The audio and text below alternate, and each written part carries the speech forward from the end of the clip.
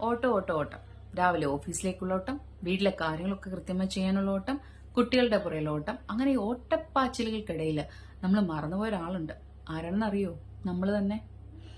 നമ്മൾ മറ്റുള്ളവർക്ക് കൂടുതൽ ശ്രദ്ധയും പരിഗണനയൊക്കെ കൊടുക്കുമ്പോൾ നമ്മൾ നമ്മളെ പരിഗണിക്കുന്നില്ല, നമ്മൾ പരിഗണിക്കപ്പെടുന്നതുമില്ല. സോ നമ്മുടെ ആഗ്രഹങ്ങളെ, നമ്മുടെ ഇഷ്ടങ്ങളെ, നമ്മുടെ ലക്ഷ്യങ്ങൾക്കൊക്കെ വേണ്ടി കുറച്ച് സമയം മാറ്റിവെക്കുക.